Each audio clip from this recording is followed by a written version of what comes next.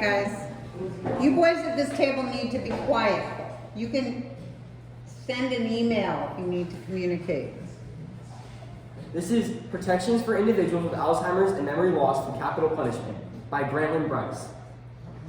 So this problem arises from the fact, this problem of aging prison populations arises from the fact that as a country, quality of life and medical advancements have led to higher populations of older people countrywide.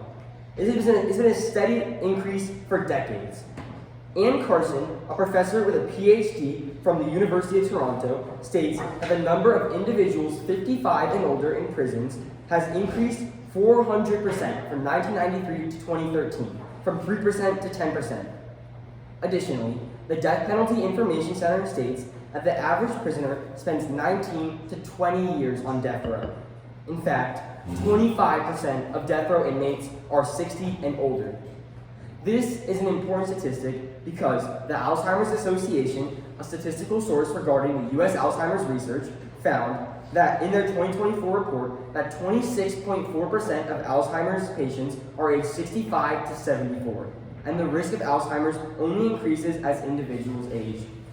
More and more death row inmates are reaching the age of susceptibility for Alzheimer's and memory loss. Alzheimer's disease challenges the purpose of the death penalty in multiple ways. So, research question. How do individuals with Alzheimer's disease challenge the death penalty in its use, and how can we draft legislation to ensure its morality going forward? My thesis, executing individuals with severe Alzheimer's disease is unconstitutional and unethical for multiple reasons. To ensure justice, the U.S. must adopt a policy requiring mandatory cognitive evaluations for death row inmates, allowing alternative sentencing for those deemed incompetent. How the death penalty on individuals with Alzheimer's is challenged. First, in a scientific way. Through a scientific perspective, where scientists argue that the symptoms of Alzheimer's makes the punishment pointless.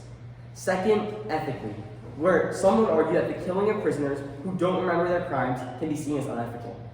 Lastly, legal. Previous cases regarding other mental health issues in the death penalty yield important results.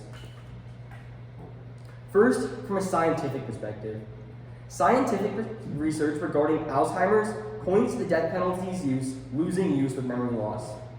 Holger John of the University Hospital Hamburg-Eppendorf makes the point that the main memory loss-related symptom of Alzheimer's is subjective cognitive impairment, which leads to a loss of self-awareness and moral reasoning. Loss of self-awareness may lead to an inmate to not understand their crimes, so capital punishment as retribution is pointless. This graph reflects the gray matter loss that results in subjective cognitive impairment from Alzheimer's disease patients over 4 years. As you can see, they lose a lot of gray matter, which affects their ability to think. Next, from an ethical perspective, in order to determine whether an individual with Alzheimer's-related memory loss is deserving of capital punishment, we must examine an idea at the basis of our law system: moral culpability. Moral culpability is the degree to which an individual is blameworthy for an action. At the time of the crime, they obviously hold moral culpability, but after losing memory or losing thinking skills in general, many would argue that they no longer hold full moral culpability for their crime. Lastly, from a legal perspective, in order to decide if Alzheimer's inmates deserve protection from capital punishment, we must examine old legal proceedings as a basis. First, the Eighth Amendment is the most important, as it forbids cruel and unusual punishment in the United States, which could be considered by a judge in a court of law.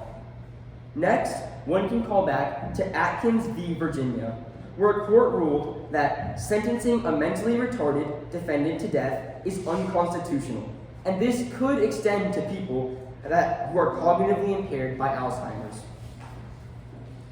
Another case, Ford v. Wainwright, ended with the decision that, quote, the Eighth Amendment forbids the execution of those who are unaware of their punishment they are about to suffer and why they are to suffer it.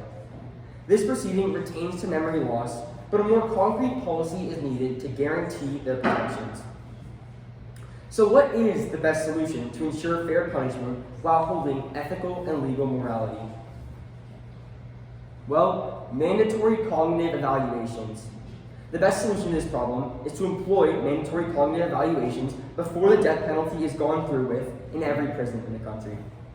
These work well, as stated by Ryan W. Schroeder, a board-certified neuropsychologist practicing neuropsychology at Dole VA Medical Center. Who states that modern neuropsychology testing can determine an Alzheimer's disease individual from a non-Alzheimer's patient with over 90% accuracy. These ensure fair punishment and morality by evaluating the prisoner's mental state at the time of scheduled punishment rather than just in court. So, if a prisoner gets a cognitive evaluation and they're found to be incompetent, where do we go from there? Well, life imprisonment in specialized care units is the best way to go. From here, a death row prisoner diagnosed with Alzheimer's could be sent to a specialized care unit. These units would still be a punishment, working as a deterrent, incapacitation, and retribution by keeping these people out of society, still holding all of the pillars of our justice system. They ensure that the prisoners are locked away while still remaining moral by having the ability to attend to their needs as they lose their cognitive abilities and need more care. And here's my work cited.